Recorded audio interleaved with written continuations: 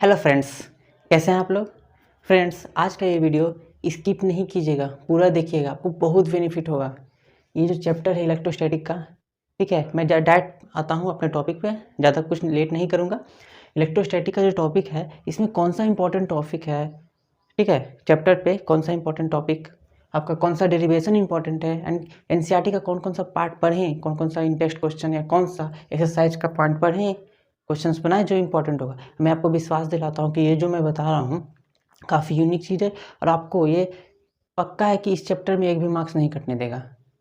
एक आध मार्क्स ये हो सकता है कि आपको एमसीक्यू टाइप में तो सा इधर उधर हो सकता है, लेकिन एक बाकी में 5 मार्क्स का या 3 मार्क्स का उसमें मार्क्स एकदम नहीं कटेगा, 1 मार्क्स वाला भी नहीं कटेगा। तो आप इसको ध्यान से समझिएगा, ठीक है। साथ में इसका मैंने नोट्स, बहुत ही अच्छा नोट्स, मैंने मेरा खुद का हैंड रिटेन नोट्स है, ठीक है। आप देख सकते हैं स्क्रीन पे, इस तरह से आएगा। बहुत इजीली फॉर्म में कैसे डेरिवेशन को करना है, बहुत इजीली कैसे लिखना है, कैसे प्रूफ करना है, ये बहुत इजीली स्टूडेंट इजीली समझ जाएंगे।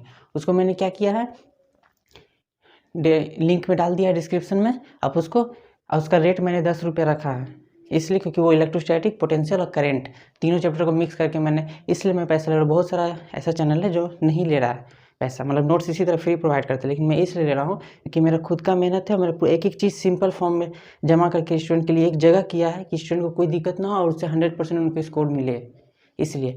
तो आप चाहे तो ले सकते हैं। ऐसे चलते हैं मेन टॉपिक पे। देखिए टॉपिक्स कौन कौन सा पढ़ना हमको ज़रूरी है।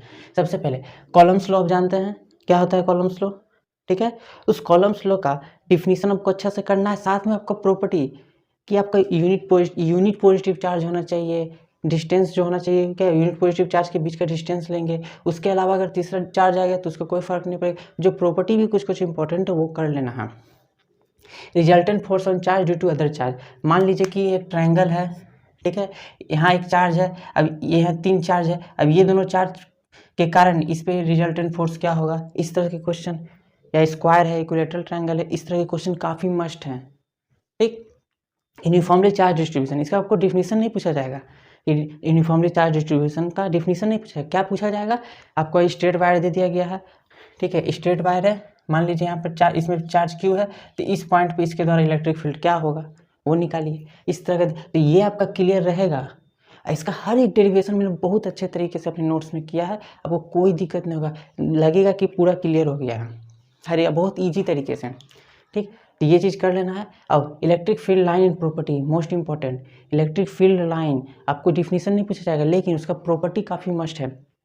2 इलेक्ट्रिक फील्ड लाइन क्रॉस नहीं कर सकते हैं, 1 नंबर में पूछ सकता है, ठीक है। टेंजेंट बनाएंगे, 1 नंबर पूछ सकता है। पॉजिटिव चार्ज नेगेटिव चार्ज दे दिया गया है, पॉजिटिव चार्ज दे दिया गया है, तो किस तरह से इलेक्ट्रिक फील्ड लाइन बनेगा, उसके क्या प्रॉपर्टी है, मस्ट है, एकदम मस्ट है, ठीक। इलेक्ट्रिक फ्लक्स क्या होता है, इसका डिफिनीशन, यूनिट, डायमेंशन तीनों जरूरी है, 1 नंबर में पूछा जा सकता है, ठीक है, इलेक्ट्रिक फ्लक्स। और साथ साथ इसका जो मेन कंसेप्ट है इलेक्ट्रिक फ्लक्स का, पूरा कंप्लीट आपको पढ़ना है इलेक्ट्रिक फ्लक्स का डिफिनीशन ध्यान से, कि नॉर्मली अगर नॉर्मली निकल रहा है, नॉर्मली स्टूडेंट नहीं लिखते हैं, इलेक्ट्रिक फील्ड लाइन जो है कि सरफेस से नॉर्मली होता है, निकल रहा है, कितना निकल रहा है, तो इलेक्ट्रिक फ्लक्स क्या होगा, कैसे होगा, कैसे निकालना होगा, ठीक है, वो एक एक चीज़। सबसे ज़रूरी चीज़ गॉस लॉ का डिफिनीशन इंपॉर्टेंट है, आगे बताऊंगा। गॉस लॉ का आपको डिफिनीशन करना है, ठीक है। EDS इक्वल टू Q/ε0, ठीक। इलेक्ट्रिक फ्लक्स से किससे रिलेट किया गया है, गॉस लॉ का डिफिनीशन मोस्ट इंपॉर्टेंट। अब आगे चलते हैं, डेरिवेशंस कौन कौन सा इंपॉर्टेंट है, पक्का है कि इसमें से क्वेश्चन लड़ेगा ही लड़ेगा, 100% बोल रहे हैं। देखिए सर्कुलर रिंग, कोई सर्कुलर रिंग है, ठीक है, उसके कारण एक्सियल लाइन पे क्या होगा, इलेक्ट्रिक फील्ड निकालना होगा, सर्कुलर रिंग के द्वारा एक्सियल लाइन पे इलेक्ट्रिक फील्ड निकालना होगा, मोस्ट इंपॉर्टेंट, हर लगभग 1 से 2 साल छोड़ के क्वेश्चन दे ही देता है।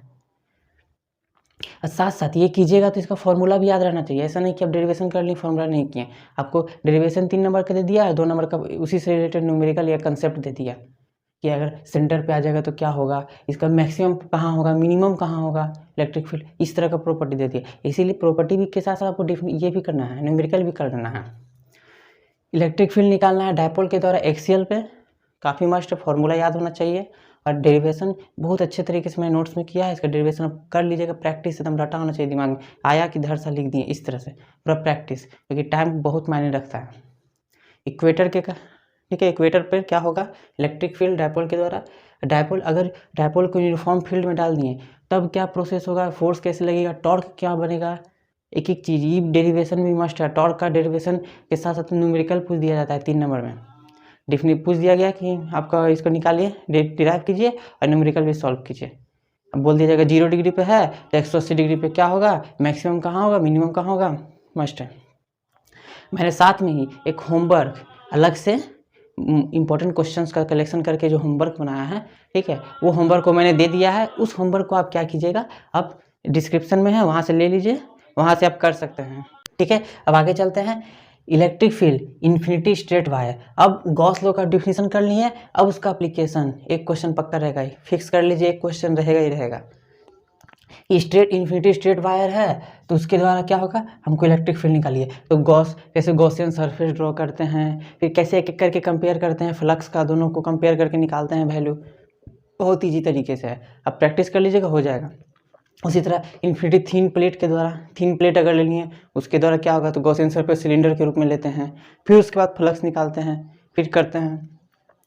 फिर इसके द्वारा यूनिफॉर्म सॉलिड स्फीयर, हाँ स्फीयर इस बार डिलीट कर दिया गया है, इसे होलो स्फीयर का डिलीट कर दिया। उसमें स्टूडेंट बहुत कंफ्यूज भी कर जाते थे, फिगर भी ड्रॉ करना पड़ता था, बहुत कंफ्यूज कर जाते थे। लेकिन सॉलिड स्फीयर का आप एक्स्ट्रा में कर सकते हैं, सॉलिड स्फीयर का हो सके तो दे सकते हैं, कि होलो स्फीयर हटा दिया तो हो सके सॉलिड स्फीयर दे सकता है, ज़्यादा टाइम नहीं लगेगा, ये कर लीजिएगा। ग्राफ, इसका ग्राफ मस्ट है, ग्राफ बहुत ज़रूरी है। ग्राफ दे देगा आपको कि किस तरह से इसे हो रहा है, यहाँ पर इसे directly proportion to R, inverse proportion to R square, आगे कैसे बढ़ेगा सो। अब चलते हैं एनसीईआरटी पे। एनसीईआरटी का पेज नंबर लिख लीजिए, नोट कीजिए, page number 16, 17, 21, 22, 29, 30, 35, 36।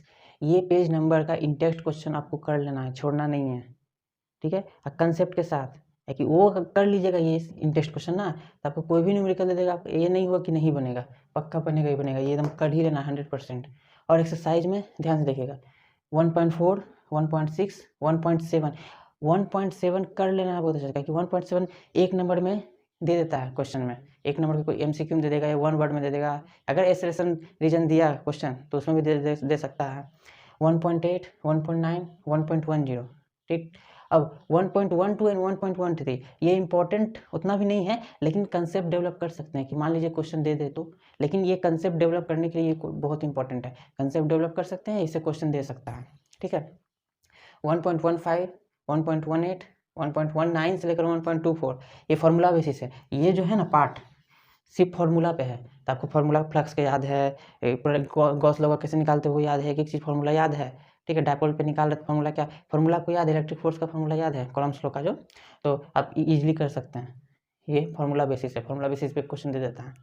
1 point additional exercise भी जरूरी है, क्योंकि मैंने जब एग्जाम दिया था तो एक क्वेश्चन एडिशनल एक्सरसाइज से टच कर गया था, एक क्वेश्चन ऑप्टिक्स का टच किया था, एक क्वेश्चन इलेक्ट्रोस्टैटिक का टच किया था, दोनों 5-5 नंबर का ही था, एक्स्ट्रा भी था, कुछ न्यूमेरिकल भी था अलग से। 1.26 का फिगर, तीनों फिगर समझ के अच्छा से, 1.1, 1.30 ये भी मस्ट है, 1.32 ये चीज़ आप कर लीजिए, आपको विश्वास दिलाते हैं कि नंबर नहीं कटेगा, नंबर नहीं कटेगा, आपका पूरा का पूरा अच्छा से नंबर आएगा। और मैं टारगेट भी रखा हूँ 70/70 का, आपको कैसे लिखना है कॉपी, कैसे क्या करना है, ठीक है। स्टूडेंट 70/70 क्यों लाते हैं, कैसे लाते हैं, क्या कमी है हम लोग में जो नहीं ला पाते हैं, तो हर एक चीज़ एक वीडियो सेपरेट में बनाऊंगा इस पर, तब तक आप इसको कीजिए, पक्का होगा आपका, ठीक है। अगर 10 साल का पेपर उठा के देख लीजिए, इससे बाहर अगर हुआ, ठीक है, तो आप डिसलाइक कर सकते हैं। हाँ, एक आध क्वेश्चन एमसीक्यू टाइप में जो 1 वर्ड रहता है वो थोड़ा सा इधर उधर कर सकता है स्टूडेंट का कंसेप्ट थ्योरी कैसा है वो जानने के लिए, बाकी इससे बाहर नहीं रहेगा, ठीक है। होलो स्फीयर तो हटा दिया, डिलीट कर दिया, इसलिए तो मैंने चर्चा भी नहीं किया। और अगर आपको लग रहा है कि सही है तो आप लाइक करेगा, सब्सक्राइब कीजिएगा, शेयर अधिक से अधिक कीजिएगा कि स्टूडेंट को हेल्प हो सके।